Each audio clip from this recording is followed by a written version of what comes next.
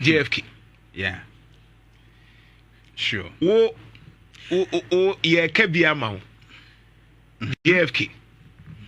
Miana meniano.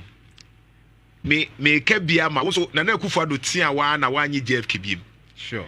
Mu nyina mu nim se wo JFK wanye JFK nyina ye na Akufo-Addo. Wo ka ho ene se ye pese ye tu NPP for pese tu o JFK miamenia JFK ene se wo na ukwa che na Akufo-Addo so onya reshuffle ana na Akufo-Addo tia wo no ene wanye JFK biem. We say wa mani hunu a wahu a wanhwe ya o party no ebetu atia wo as say yehu is because wo ukwa ka se na Akufo-Addo nya reshuffle na Akufo-Addo tia wo and a free ho useless as a general secretary. Instead say obeyire wo ho no ama party na ba together no. Cocaine in sema emfaso ni so. Ene na de wo agim. JFK. Minia no okumkom. But mawani na ho. Mawani na ho. Say NPP NDC for asase e di cocaine wa sa nkwada asem ne free he NPP for ade na mo yam ho te se nkwada yi o say plane bi aba na plane no Reverend Ntim Fojo, former deputy education minister, o say NPP for NDC for the cocaine plane na aba plane na say no o say cocaine. No munye serious na NPP for. Me person me card dey in the next 3 minutes. Munye serious na NPP for. Munye serious ho. Mo party na dey nka me kai wo se mo mam ye mo hyemo. Ka JFK ofre Musa Dankwa se Musa ntie be ne den. Eno ho na wo se nka ye ho adwuma o as a general secretary JFK me amenia no na me tia wo. There wo ye ni jai because wo ye as we speak nipa be train e pese betu. Because they susu say when Timi cry handle na Akufo-Addo. At this time now party no afechire ne say our party ni nya kono no. Look at what you are doing. Say NDC for na cocaine. Na nya NDC aban background ni enim say cocaine e da so edi djuma wa ha. Enya NDC aban na recently wo mu kwache cocaine worth $350 million. Enti Reverend Ntim Fojo na sa papa no kra de metie na ba mi hu nyansasem a waka so far Reverend Ntim Fojo no so for pow we a member of parliament so far metie na be 1 week ni se bi obeka nyansasem me nhye de hu nyansasem bi a waka eno ane se wo yire ne ho premature ejaculation ena obetena ho ka kire say ni intel na de say plane bi aba ha na plane no cocaine ewom enenye cocaine nso wo mfa wo de bra wa mfa ma wo cocaine aba wo see wan wo say plane bi aba be si wo Ghana ha na ye cocaine ti no mu ba enom de cocaine ko ba bi John Dramani Mahama as a president say okay yate say wo see wo intel bra never boy ye na investigation o say memma na ya ntro me lete MPP for ho sa nyoma ne na ya me ka mo munye serious kakra MPP for una won see say wo report e kire say NDC for this cocaine hu dwadie enti plane bia ba be fifa sa cocaine na free Ghana akoba bi na wa ba beka John Mahama say wate okay we a member of parliament o boa Ghana we MPP ni ba to do Ghana bra number boa security na kire wo de na wo a wo say wo ma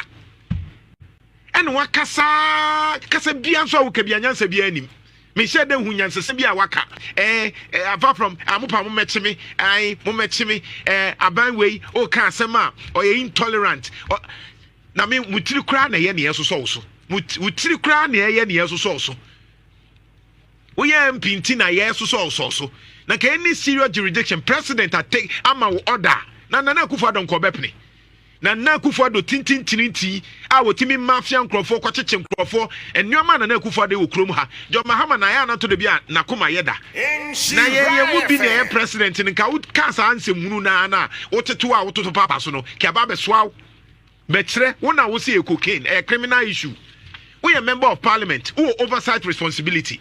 It will be abontina bekase obi ton cocaine. President says obi ton cocaine na fa won krata na beboa wo se memma. Na tetu ki kan semunu. Na nsem for anything say na kan na we yesofo. Ade hwe MPP on sa nwoma mu yi e ma mo ho nya akono.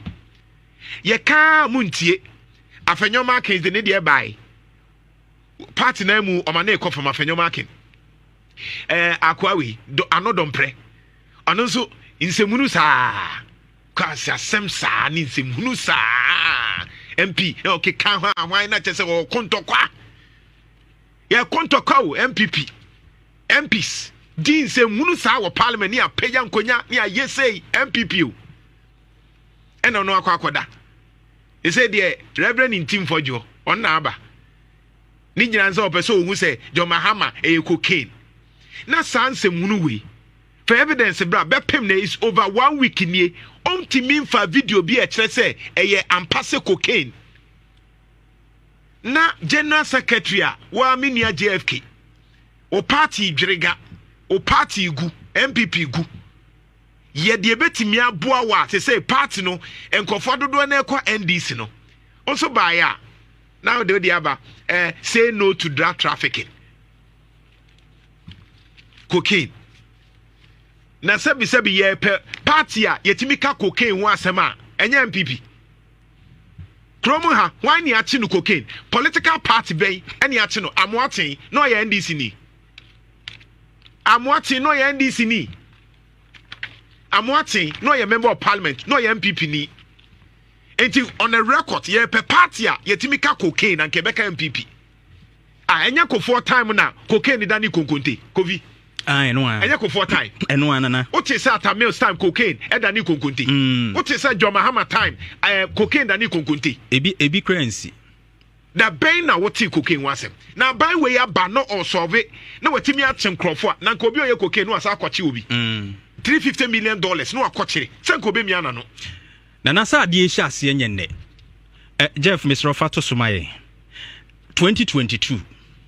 Nana we enye Ghana hanhwehwemu. This is the British High Commission. On one sem mo kan about Ghana in 2022. That was June.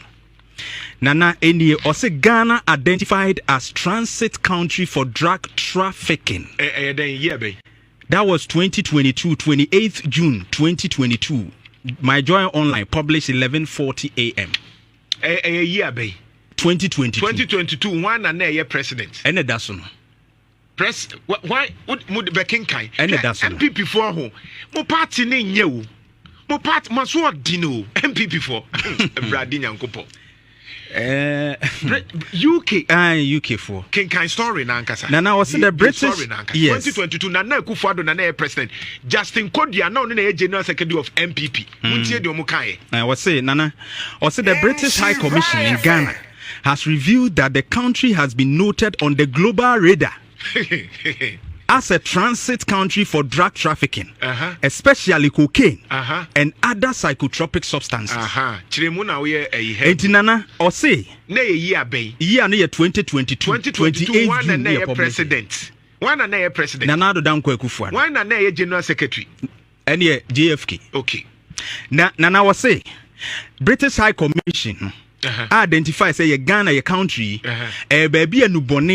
FM pa ebia obi opa odi betwam akwa amanhodo so haya na efa cocaine ene eye enura esachira adwene ne dwumadie psychotropic substances ebi te se tramo na wo mu chi bebrebe yenya bi ebi te se ebia wi ebi te se ebia esa aduro ya wo mu twi sa do hihye ni nyina ha na efa na akọ ba bi epese ekọ enti ehu say aman nyina wiase nyina o ye na yeda so se oman a enubone fa ha enti nana it's telling me say enubone dwumadie no ewo ho dadanya fe na ahyase that was 28 June I want to 2022 ask, okay before so beto I want to ask yeah Justin Kodua oye general secretary of MPP or you aware of this say 2022 anana buy was no near say open baby omudi cocaine fire Ghana. Nana, this is public knowledge. It was published by My Joy Online. It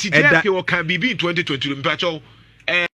team mon check mama one me who so why ebia obi wo bibi in 2022 Justin Kodua our general secretary otro bibi at that time we say stop drug trafficking now or can bibi campaigner me share me hu na mpese me compare bibi to say bia o mo react ya na 2022 a story ne buy no we me yi say enekra wu yi a kire me nim say story we kra sisi ya na me ko search hu na say da ho me anka so mo kan nyina me say me nya yi bia ba ne na me say no let me go into it and me hu say na ade we kura nye ne na ehya se ya koda global radar na na kufa do time yes cocaine entine ye twam mba ne yenche that is one no mo di twam ba yenche aha nti bi fam ya twam ya de ko ebia man ho do na ye na kufa do security entine yenche na kufa do police sure na kufa do national security customs ono ana na ye na kufa do immigration ba ne yenche ne betwam ko enti British High Commission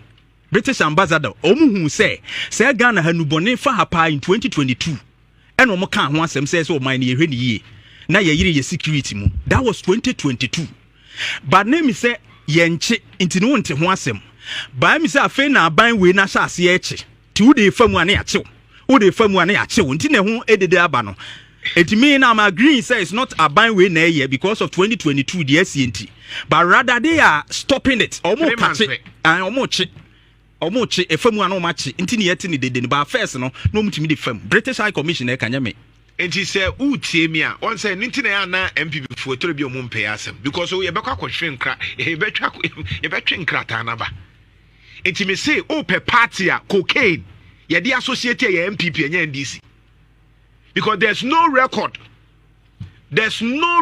I say John Mahama time 2012 to 2016 ye the cocaine ever time John Mahama ye the cocaine ever time MPP Kufuor time ye the cocaine ever time na Kufuor ado based on the story enti ni ye twi cocaine ni nyina fam ya ante na mom John Mahama ban aba na afi ye hu say nkofo bi ne nem cocaine ya chi wo mo